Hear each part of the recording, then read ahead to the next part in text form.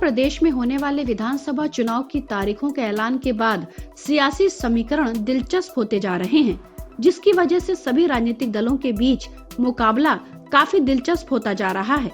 उत्तर प्रदेश में न केवल पार्टियों के बीच सियासी घमासान देखने को मिल रहा है, बल्कि बाप बेटी भी एक दूसरे के खिलाफ मैदान में कूद पड़े हैं।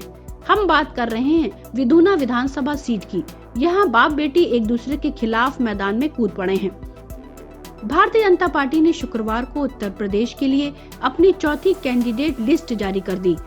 इस चौथी लिस्ट में भारतीय जनता पार्टी ने विधुना विधानसभा सीट से मौजूदा विधायक विनय शाक्य के पाला बदलकर समाजवादी पार्टी में जाने के बाद उनकी बेटी रिया शाक्य को ही पिता के खिलाफ मैदान में उतार दिया है। भारतीय जनता पार्टी के इस दांव से विधुना विधानसभा सीट पर मुकाबला दिलचस्प हो गया है, क्योंकि अब यहाँ भारतीय जनता पार्टी और समाजवादी पार्टी के नाम से टक्कर नहीं, बल्कि बाप बेटी में ही टक्कर होगी। दरअसल जब से विधुना से मौजूद विधायक विनय शाक्य भारतीय जनता पार्टी से नाता तोड़कर समाजवादी पार्टी में गए, तब से ही उनकी बेटी उन पर हमलावर हैं। योगी सरकार में कैबिनेट मंत्री रहे स्वामी प्रसाद मौर्य के साथ ही भारतीय जनता पार्टी का दामन छोड़कर अखिलेश यादव की साइकिल पर सवार होने वाले विधुना से विधायक विनय शाक्य की बेटी रिया शाक्य का कहना है कि उनके पिता अपनी मर्जी से समाजवादी पार्टी में शामिल नहीं हुए हैं।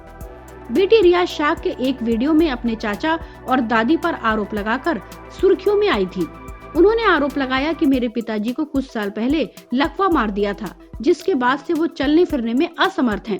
उनकी बीमारी का फायदा उठाकर ही चाचा देवेश शाक्य उनको घर से उठाकर समाजवाद में शामिल करने के लिए लखनऊ ले गए थे। मैं सबको बताना चाहती हूँ कि हम भाजपाई हैं और पार्टी के साथ खड़े हैं। हालांकि विधायक विनय शाक्य ने अपने अपहरण होने की बात का खंडन करते हुए बेटी रिया के वीडियो को ही साजिश बता दिया था। उत्तर प्रदेश के औरैया जनपद की विधुना विधानसभा सीट इसलिए भी काफी चर्चित मानी जाती है, क्योंकि यह सीट कन्नौज संसदीय सीट के अंतर्गत आती है।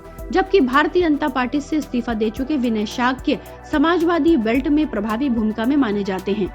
वहीं कांग्रेस पार्टी से अपनी राजनीति शुरू करने वाले विनय शाक्य एक समय बहुजन समाज पार्टी की प्रमुख मायावती के बेहद भरोसेमंद माने जाते थे।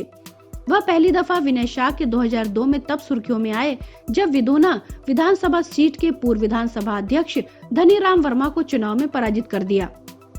अब जबकि भारतीय जनता पार्टी ने रिया शाक्य को टिकट दे दिया है, तो अब इस सीट पर चुनाव दिलचस्प हो गया है।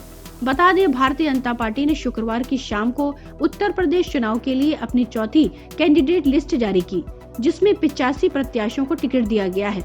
इसमें कांग्रेस की बागी अदिति सिंह को रायबरेली सदर, पूर्व आईपीएस असीम अरुण को कन्नौज, बहुजन समाज पार्टी के पूर्व मंत्री रामवीर उपाध्याय को सदाबाद से और हरिओम यादव को सिरसागंज से टिकट दिया गया है।